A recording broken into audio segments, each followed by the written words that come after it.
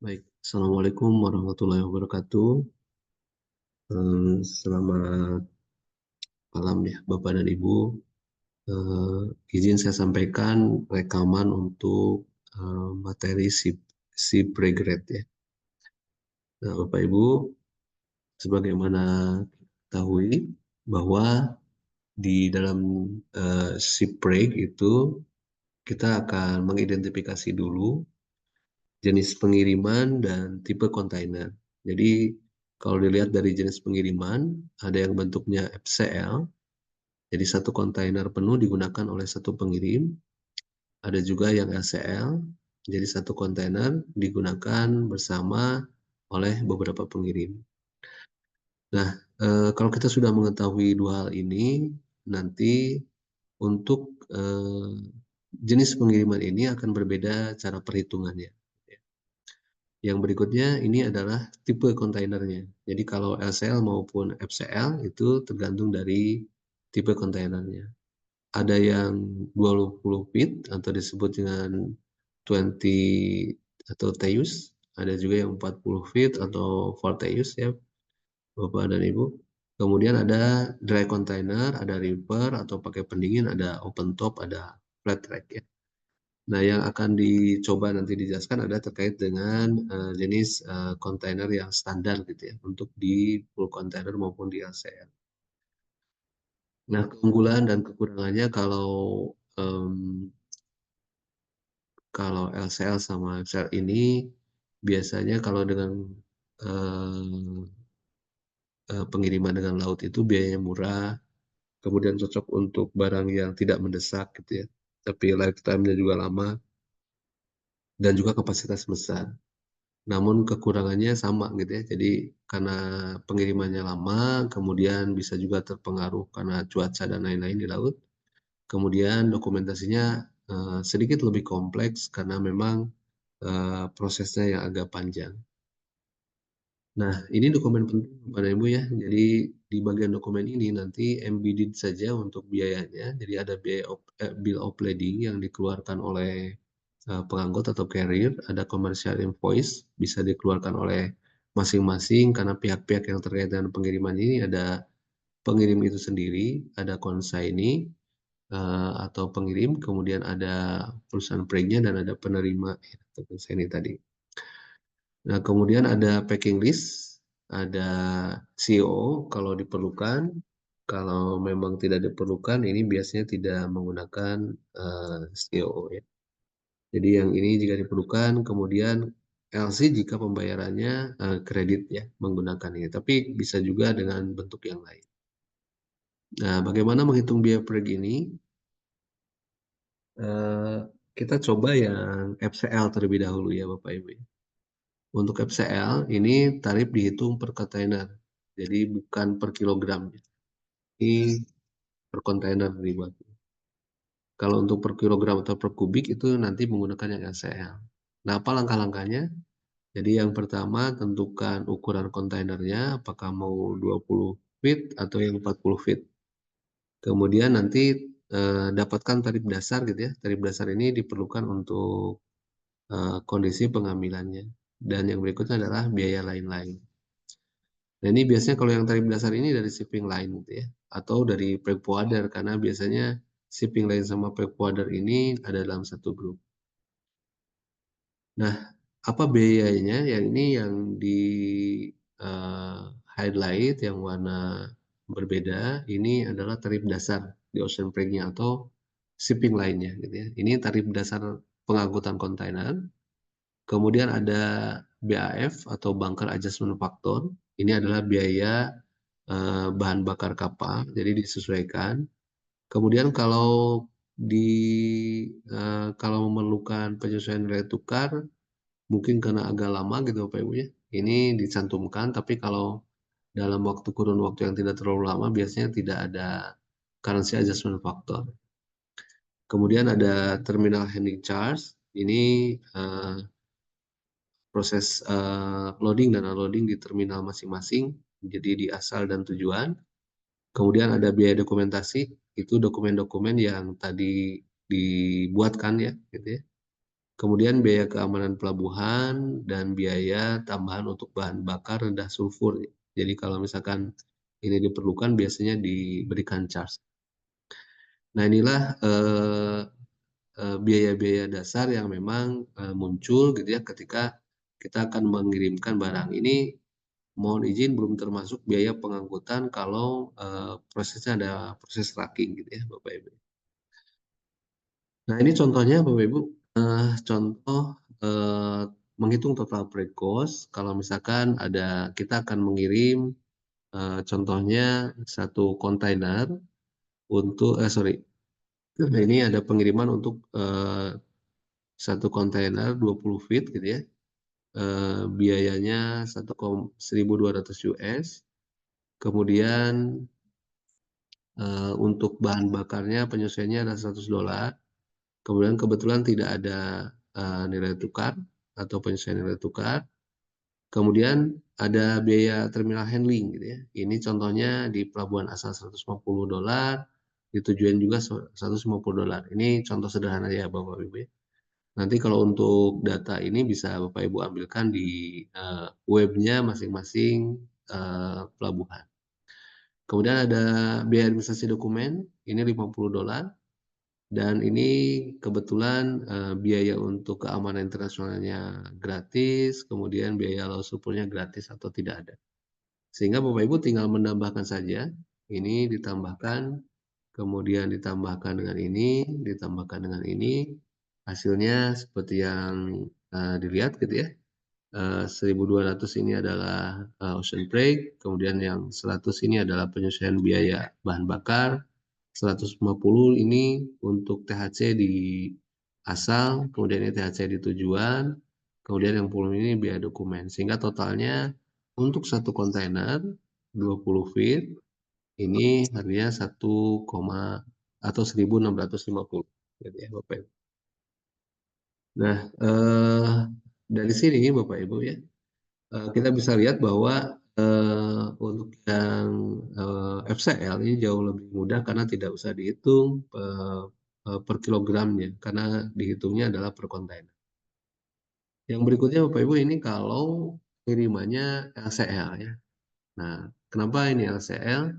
LCL ini dihitung mungkin Bapak Ibu kemarin sudah saya sampaikan yang di preg ya, yang di perhitungan untuk yang sea rate, untuk yang air freight itu ada perhitungan untuk CBM ya atau berat aktual. Ini dibandingkan dengan berat aktual, jadi rumusnya masih sama Bapak Ibu, panjang kali lebar kali tinggi, di pembaginya adalah 1000 ya. Nah, tarif sel ini biasanya 1 CBM atau 1 ton gitu ya. Jadi 1 CBM itu adalah sama dengan 1 ton. Jadi jika 1 ton lebih dari 1 CBM maka akan dihitung berdasarkan beratnya. Jadi tapi kalau misalkan sebaliknya ini yang dipakai adalah CBM. Nah ini komponen biayanya Bapak dan Ibu ya. Untuk yang LCL sama seperti tadi, mungkin yang bedanya karena ada konsolidasi, jadi ditambahkan ada di sini biaya gudang, gitu ya Bapak Ibu ya. Ada biaya gudangnya. Nah biaya gudang ini diberikan karena dia harus di stuffing dulu di CFS-nya. Jadi tarif dasarnya sama, biaya pelabuhannya sama, gitu ya Bapak Ibu ya. Yang berbeda itu adalah CAF atau adjustment factor, memang itu bisa ada juga di sini tapi biasanya tidak dicantumkan. Kemudian biaya dokumentasi, kemudian juga ini ada biaya pengambilan barang di pelabuhan. Karena biasanya ada biaya yang memang harus dikeluarkan untuk pengambilan barang, bentuknya dalam bentuk tracking. Nah, ini ada contoh, misalkan di sini contohnya adalah volume barangnya 2,5 CBM, ya Bapak Ibu. Nah, ocean freight-nya di sini tarif dasarnya 80 per CBM, kemudian biaya pelabuhannya 30, kemudian CFS-nya 20, kemudian dokumentasi fee-nya ini 50. Kebetulan untuk DO-nya tidak ada. Sehingga kita tinggal mengalihkan saja yang 2,5 dikali 80 ditambah dengan 30 yang biaya THC, ditambah 20 biaya container freight, ditambah 50 adalah biaya administrasi dokumen. Sehingga totalnya adalah 300 USD. Ini untuk ukurannya CBM yang 2,5 ton ya. Sehingga kita bisa mengetahui perbedaan utama kalau melakukan pengiriman lewat CFS itu memang ada LCL ya, memang ada perbedaannya di CFS ini, gitu Bapak Ibu. Baik, itu Bapak dan Ibu, jadi kita sudah mengetahui tadi perhitungan biaya untuk FCL dan LCL.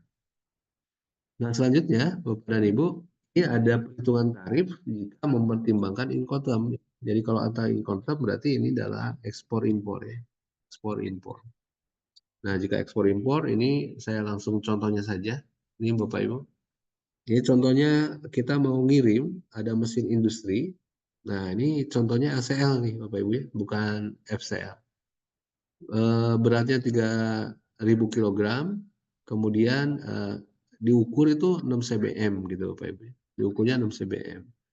Jadi nanti yang dipilihnya pasti volume ini karena tarifnya nanti berdasarkan cbm. Karena kalau beratnya 3.000 itu ketika dikalikan ini volumenya 6 cbm. Nah, ocean freight-nya harganya misalkan contohnya ada 100, kemudian terminal handling charge di Jakarta itu 40, di Hamburg ini ada juga 40, kemudian dokumentasi 50, asuransi 80. Misalkan ada asuransinya. Kemudian ada tracking lokal ini 150 nih Bapak Ibu ya. Jadi ada komponen tambahan. Untuk biaya ini ada biaya pengangkutan, ada biaya asuransi gitu ya Bapak Ibu ya. Jadi kalau tadi kan hanya biaya ocean freight, ada THC, kemudian dokumen. Nah, sekarang ada tambahan biaya asuransi sama biaya pengangkutan atau tracking lokal. Nah, kita lihat bagaimana caranya Bapak Ibu ya. Oke, saya menjelaskan dulu. Ini ada 3 jenis Incoterm yang coba disimulasikan. Yang pertama, ex-work ya. Ex-work itu berarti pembeli menanggung semua biaya mulai dari gudang penjual ya, dari gudang penjual. Jadi ini tanggung jawabnya jadi pembeli ya. Jadi tanggung jawabnya pembeli. Jadi tanggung jawab di pembeli ini. Kemudian ada FOB, Bapak Ibu ya. Kalau FOB ini adalah penjual menanggung biaya yang dikirim ketika barang itu naik ke kapal. Jadi tanggung jawabnya ini penjual, semuanya penjual. Nah, yang berikutnya ada CIF. Kalau CIF ini penjual menanggung biaya sampai pelabuhan tujuan termasuk asuransi. Jadi tanggung jawabnya masih penjual tapi ditambah asuransi, ya Bapak Ibu. Gitu. Sehingga nanti biaya asuransinya juga akan diletakkan ke penjual. Ya. Nah dari sini contohnya biaya tracking karena ini tanggung jawabnya nomor 1 adalah penjual, maka biaya tracking itu pembeli, maka biaya tracking untuk ex-work ini itu ex-work ya, dia akan ditanggung jawab oleh pembeli. Ya. Kemudian kalau untuk yang FOB ini tanggung jawabnya oleh penjual, begitupun yang ini. Ya. Kemudian yang berikutnya ini terminal handling charge ya. Ini harganya 40, kemudian volumenya 6 cbm. Maka ini dikalikan ya. Kemudian nanti dikalikan kemudian nanti karena tanggung jawabnya penjual diisinya di penjual di sini. Gitu. Nah, ini pun sama dikalikan juga tapi tanggung jawabnya di penjual. Kalau tadi di pembeli, Mak. Tadi ini di pembeli. Kemudian yang CIF juga sama ini di penjual ya Bapak Ibu. Kemudian yang berikutnya ini ocean break. Ocean break sama di sini tarifnya 100, ini 6 ya. Ini di sini dikalikan. Kemudian ocean break ini tanggung jawabnya kalau di ex-work itu adalah tanggung jawab pembeli Bapak Ibu ya. Kemudian kalau di pakai FOB ini tanggung jawab pembeli. Kemudian kalau di CIF ini tanggung jawab penjual. Gitu ya. Jadi kalau yang CIF ini tanggung jawab masih pembeli. Kemudian terminal handling charge ya. Terminal handling charge itu berarti ketika barang sudah datang di tujuan ya. Ini harganya 45 sama Bapak Ibu ya. Ini CBM-nya dikali dengan 45. Hasilnya 270, ini juga tanggung jawab pembeli. Kemudian ini juga di FOB juga tanggung jawab pembeli di sana. Nah, di sini juga ini tanggung jawab pembeli kalau udah ada di sana. Ya. Nah, ini menjadi tanggung jawab pembeli. Jadi yang berbeda itu tadi di ocean break-nya saja kalau pakai CIF. Kemudian dokumentasi, ini tanggung jawab pembeli. Kemudian kalau yang FOB ini tanggung jawab penjual. Kemudian kalau CIF ini tanggung jawab penjual. Nah, sekarang asuransi. Nah, asuransi ini harganya 80 untuk satu pengiriman. Ini tanggung jawab pembeli juga. Dan ini juga FOB juga tanggung jawab pembeli. Tapi untuk yang CIF ini adalah tanggung jawab penjual. Sehingga kalau kita mengirimkan barang ini dari Jakarta ke Hamburg dengan mesin tadi, kalau menggunakan FOB, ini biayanya ditanggung semua oleh penjual, oleh pembeli ya, kalau yang ini.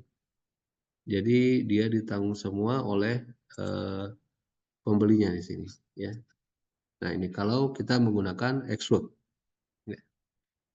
Tapi kalau kita menggunakan FOB, ini terbagi. Ada biaya yang dikeluarkan oleh penjualnya, ada biaya yang dikeluarkan oleh pembelinya, ya.